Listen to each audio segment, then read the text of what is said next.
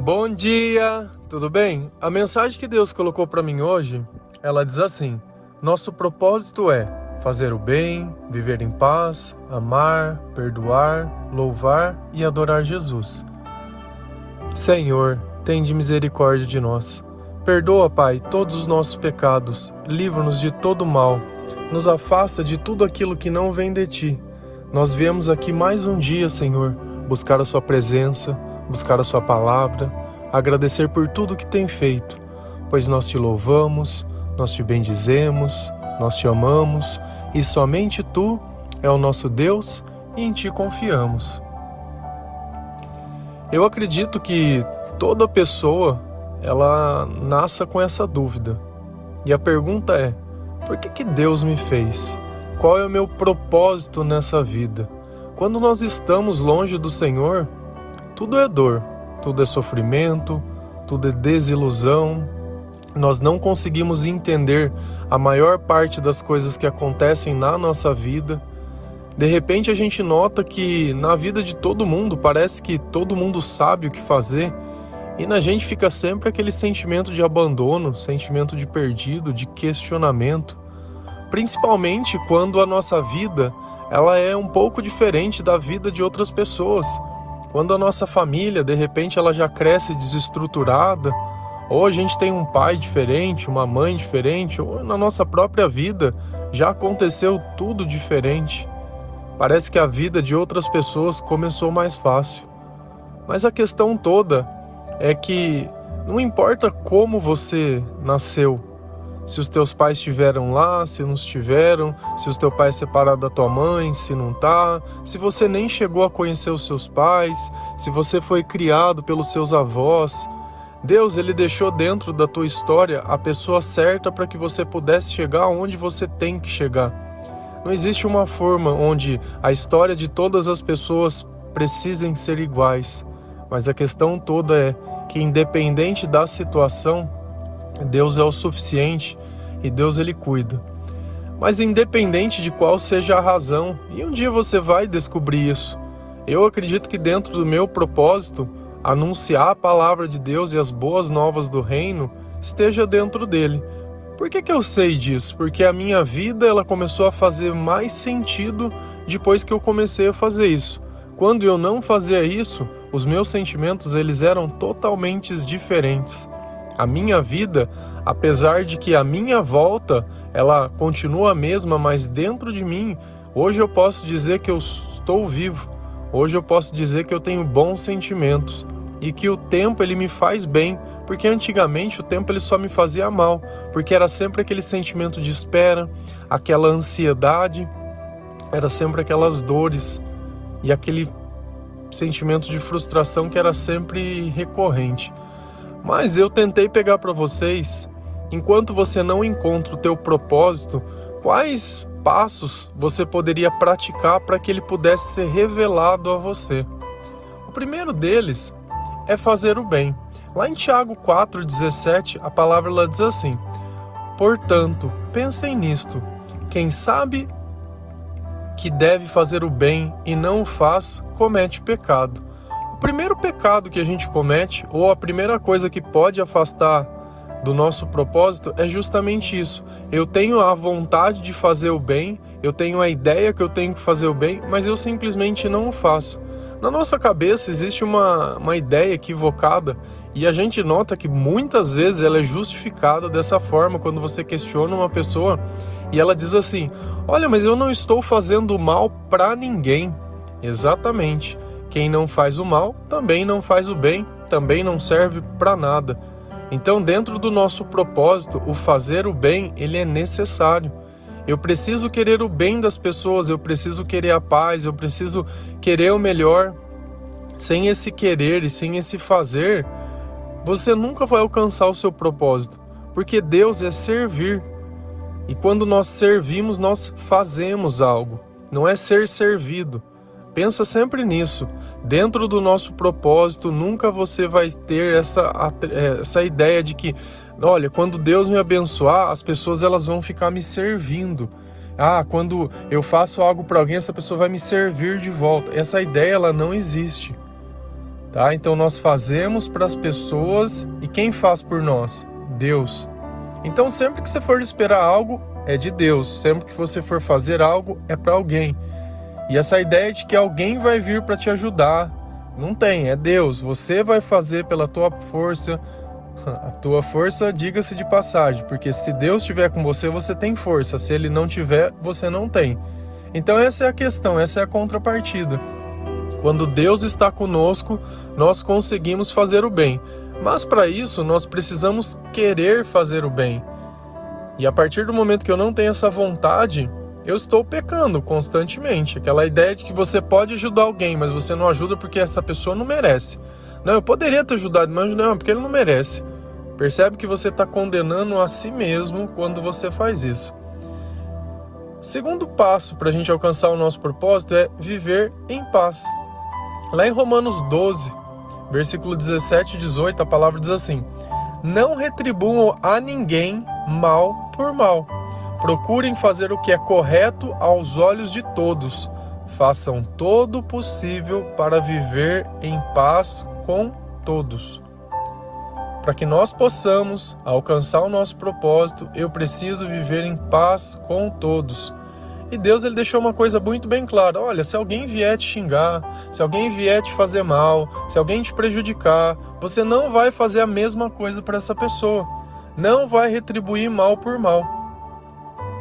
Eu sei que é difícil, eu sei, porque a nossa natureza, principalmente quando nós estamos negando de fazer o bem para as pessoas, então fica só o pecado atuando dentro de nós, não tem mais nenhuma força boa, só o mal atuando dentro de nós. Eu concordo que é difícil, mas a partir do momento que você começa a fazer o bem, você começa a ter uma força maior dentro da tua vida, uma alegria diferente dentro do teu coração. E através disso, você vai conseguir começar a agir de forma melhor mediante as pessoas. Procurar fazer o que é o correto aos olhos de todos. Quando a gente faz aquilo que Deus ensina, você já está cumprindo isso de forma exemplar. O pior, o procurar fazer o correto é quando a pessoa faz o que não é correto e mente. Ou faz escondido. Aí não vai ter mudança mesmo, aí não encontra propósito, aí não tem nem porque falar que acredita. Eu acho que se você precisa mentir alguma coisa na sua vida, não precisa nem falar que acredita em Deus. Sabe? Ou você tá num momento, tô me descobrindo. Não, tudo bem, você não é obrigado. De verdade, não é obrigado.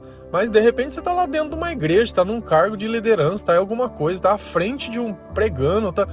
Cara, mesma coisa, eu prego pra vocês.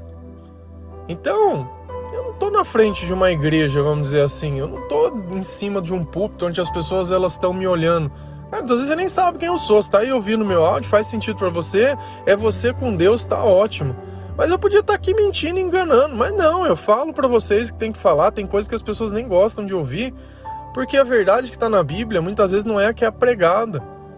E esse é o problema. Então, cara, não tem por que a gente ficar aqui mentindo, vamos dizer assim. Pô, você já tá num lugar totalmente alternativo recebendo a palavra de Deus, então tem que ser a palavra. É a mesma coisa, um lugar alternativo para você ver a palavra de Deus na própria Bíblia. Porque hoje, com essas mídias, com essas coisas, é muito mais fácil você abrir um vídeo no YouTube, ou ir numa igreja, ou achar uma pregação, do que, cara, ficar ouvindo o áudio que tá chegando no teu celular, totalmente, sabe, aleatório, que chegou em você isso, ou você viu uma página do Facebook e tá... Cara, e é isso. Então, você já quer algo diferente, você já está engajado no teu propósito, e eu posso te ajudar a chegar nisso, porque o meu propósito foi alcançado desse jeito, não foi através da igreja, foi através da palavra de Deus, foi através de Jesus Cristo, e Ele é que me inspira, e é Ele que me conduz a todos os dias estar aqui pregando aos quatro ventos a palavra de Deus. A terceira coisa é o próprio Deus, que é amar. Lá em 1 João 4, versículo 8, a palavra ela diz assim: quem não ama não conhece a Deus, porque Deus é amor. Quantas vezes eu não falo para vocês, olha, a gente tá ouvindo aquela musiquinha sertaneja falando de amor, ou a gente tá acostumado com eu te amo, fulano nunca disse eu te amo, ciclano nunca disse eu te amo. Você percebe que a gente surrupia a palavra que simboliza Deus e usa para definir sentimentos humanos. Então a primeira coisa, quando você diz que acredita em Deus, você tem que estar apto e disposto a amar. E a amar aqueles que te odeiam, é amar os teus inimigos, também é amar aqueles que te amam. Mas amar é justamente você aceitar que Deus vai estar na sua presença, na sua companhia, que o Espírito Santo vai participar da sua vida e que os ensinamentos dele precisam estar acima da sua vontade. A partir do momento que eu faço isso, eu me torno capaz de amar, capaz de entrar dentro do meu propósito, capaz de Deus me usar e capaz das coisas começarem a mudar na minha vida. Quando eu aprendo a amar, existe uma outra palavrinha que eu também preciso. Eu acho que essa é a palavra mais difícil que as pessoas consigam fazer. Perdoar. Principalmente quando eu consigo olhar simplesmente o mal que me fizeram e nunca o mal que eu faço. Eu sempre acho que o outro ele tem a obrigação de nunca me ferir, mas eu posso ferir a todas as pessoas. Quando a gente aprende a amar, a gente aprende a tolerar, a gente aprende a aceitar, a gente aprende a perdoar, porque nós também precisamos do perdão de Deus. Lá em Mateus 6, versículo 14, a palavra ela diz assim: pois se perdoarem as ofensas um dos outros, o Pai Celestial também perdoará vocês. Eu preciso perdoar para que Deus me perdoe, e eu tenho uma multidão de pecados. Percebe que lá em cima, quando eu deixei de fazer o bem, o que acontece? Quem não faz o bem, peca. Você imagina quantas vezes você pôde ajudar alguém e não ajudou? Ou quantas vezes você viu alguém se prejudicando, viu alguém acontecendo, ficou feliz com aquilo? Nossa, se alegria. Eu ia usar um termo feio, eu não vou falar não, mas tipo, a pessoa se isso, sei lá, alegre. Por quê? Porque na nossa cabeça a justiça é isso. É quando um se prejudica, é justiça, né? É só isso. Quando a gente vê o mal de alguém que a gente acha que aquela pessoa merece o mal, é justiça. E no perdão a gente encontra um conforto muito maior, porque eu já não estou mais preocupado com essa vida. Entre o que aquela pessoa me fez e estar em paz com Deus, 1000 vezes estar em paz com Deus. Porque se o Deus me chamou à vida, foi justamente por isso. Porque eu tenho um propósito. E para que eu possa atingir esse propósito, eu preciso perdoar. Então percebe que essas coisas a gente começa a fazer e quando percebe, Deus ele já tomou a nossa vida. Depois de perdoar, eu vou começar a louvar a Deus. Louvar é agradecer. Que passagem fala sobre isso? E essa passagem, ela é muito importante por um motivo que talvez possa passar despercebido. Lá em Salmos 71, versículo 6, a palavra ela diz assim: desde o ventre materno dependo de ti. Tu me sustentaste desde as entranhas da minha mãe, e eu sempre te louvarei. Olha como a nossa relação com Deus, ela começa desde quando a gente nem tinha consciência da vida. Desde quando nem a sua mãe, de repente, sabia que ela estava grávida. Deus já estava lá com você. E às vezes a gente olha a nossa vida e fala assim: nossa, eu não tenho motivo nenhum para agradecer. Quantas pessoas, quantos bebês não conseguem chegar à vida? Quantas vezes isso não acontece? A pessoa simplesmente perde. E às vezes a mamãe pode estar se questionando: poxa, por que eu não tive meu filho? Porque ainda ele, enquanto feto, enquanto é ele pequenininho, ele já cumpriu o propósito dele. Sabe o que é, mãe? É ensinar você alguma coisa. De repente ensinar que você depende de Deus, que as coisas não são do jeito que você quer, nem da hora que você quer. Então dentro do nosso propósito vai acontecer exatamente. É por isso que você vê mães tendo filho que nem coelho, que nem condição tem de criar, para que ela possa aprender alguma coisa. E a gente vê pessoas que têm toda a condição não tendo, para que elas também possam aprender alguma coisa. Mas acima de tudo, acontecendo ou não, nós temos que entender que essa companhia de Deus, ela merece ser louvada. Se você não encontra motivo para agradecer a tua vida, se você está respirando agora e tenta procurar sempre no presente motivos para agradecer ao Senhor, fica difícil você conseguir atingir o seu propósito. Fica difícil as coisas poderem acontecer, fica difícil o milagre chegar, porque você está bitolado no presente. Nós precisamos ter uma noção de propósito. Eu sempre cito: olha, antes minha vida era assim, hoje é assado. Olha, antes acontecia isso e hoje tem acontecido isso. Antes eu era assim e hoje eu sou assim. Essa mudança ela tem que ter. Esse antes e depois, essa divisão é a mesma coisa que Cristo ele fez com o nosso calendário. Nós estamos em 2022, depois de Cristo. Por quê? Porque antes de Cristo ter vindo à Terra era diferente. Depois de Cristo é outra coisa. Na nossa vida tem que existir isso. Não é depois que você perdeu, ou depois que morreu, ou depois que fez, ou depois que perdeu. Isso não é o que define a nossa vida. A nossa vida define-se antes de Cristo e depois de Cristo. Antes de eu atingir o meu propósito, depois que eu comecei a servir para o meu propósito. Para de colocar momentos e querer achar que é o momento que define que a pessoa morreu. Então não tenho mais razão. Puxa, eu era casado, então não tenho mais. Meu filho morreu, então não tenho mais. Meu marido morreu, minha mulher morreu. Cara, não é isso que define a nossa vida. Se você não tem esse marco de Jesus na sua vida, é o que você tem que buscar agora. E tudo o que aconteceu foi para que você pudesse chegar nesse momento. Então eu não posso olhar para trás e achar que aquilo é o fim, porque nós estamos apenas começando. E no fim de tudo, adorar Jesus. O mal, tudo que ele quer é que você adore ele. Esse é o bezerro de ouro, esse é o ouro, essa é a joia dos espíritos, a adoração. Você acreditar naquilo que você não pode ver. E a única coisa que nós vamos adorar é a Jesus Cristo. Mais nada. Não vai existir nenhum tipo de outra adoração, nem idolatria, idolatrar. Idolatria é uma forma de adoração. Tem algum cantor que diz, nossa, eu amo esse cara, nossa, essa pessoa. Isso é idolatria. Ele não é o seu ídolo, percebe? Que você olha e de alguma forma você reconhece mais valor nele que em outras pessoas, dentro do talento, dentro... Cara, eu não tenho ídolo não, meu ídolo é Jesus. Eu posso ter pessoas sim que de repente eu gosto de uma música, mas ídolo não, jamais adorarei o imperfeito. E lá em Mateus 4, versículo 10, Jesus, eu amo Jesus.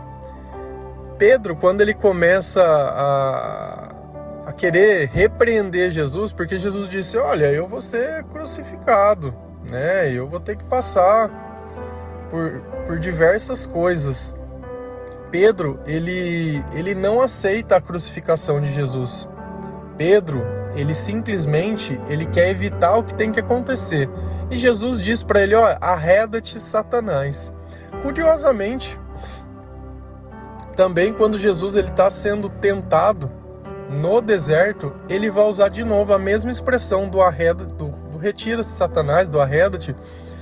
Quando Satanás começa a oferecer coisas para Jesus para ele aliviar o deserto, querendo que ele o adore. E aí lá, Jesus ele diz assim, em Mateus 4,10, Jesus disse-lhes, retira-se Satanás, pois está escrito, adore o Senhor, o seu Deus, e só a ele preste culto. No fim de tudo, a gente nota que o único Deus, o único que existe, o único que pode fazer, o único que pode curar, o único que pode nos capacitar, o único que pode nos instruir, o único que pode nos libertar, o único que pode que o seu Espírito participe da nossa vida, o único que pode realmente fazer alguma coisa por nós é Jesus Cristo, não tem outro, e somente a Ele nós vamos prestar culto, mas a nenhuma imagem, nenhuma outra pessoa que possa estar citada dentro da Bíblia, mas nenhum, é só a Ele. Mas é só Ele, está escrito, não preste culto a outro, eu não sei qual que é a dificuldade, está escrito e a pessoa não consegue ler. A palavra de Deus não é interpretação, porque é a inspiração de Deus para dizer o que ela diz. Então eu não sei, você quer insistir? Pergunta 1, vamos lá. Quer chegar no seu propósito? Quer sentir paz, alegria, felicidade? Quer poder fazer o bem? Quer conseguir perdoar? Quer todas essas coisas?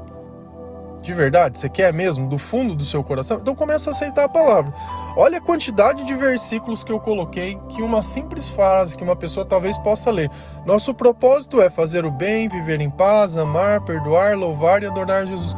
Olha quantas passagens estão dizendo exatamente a mesma coisa, que uma pequena frase. Mas como essa frase ela é densa e ela é complexa? Por quê? Porque ela depende de um conjunto de ações. Então, se você quer que a sua vida comece a fazer sentido, comece a pensar nessas coisas. Comece a praticar essas coisas, comece a fazer essas coisas. Expulsa Satanás para longe de você quando ele tenta tirar a tua adoração. Jesus não teve medo de chamar Pedro, que era uma pessoa que ele escolheu, de Satanás pelo pensamento que ele tinha. E às vezes a gente esquece o pensamento das pessoas e simplesmente acha que as pessoas são um corpo que não tem um espírito que influencia. Cara, não é assim que funciona. Amém? Que Deus abençoe cada um de vocês, que o Senhor toque o seu coração, que Ele abençoe o seu dia, que você possa encontrar o seu propósito, que tudo que tem acontecido na tua vida, ou que aconteceu na tua vida, te aproxime mais de Deus, ao invés de ser o ponto que te divide. Lembra que desde o ventre da tua mãe o Senhor está com você, o Senhor Ele te ama, você tem capacidade para fazer tudo isso que eu li aqui hoje. Basta Deus estar com você. Amém? Um bom dia, que Deus abençoe.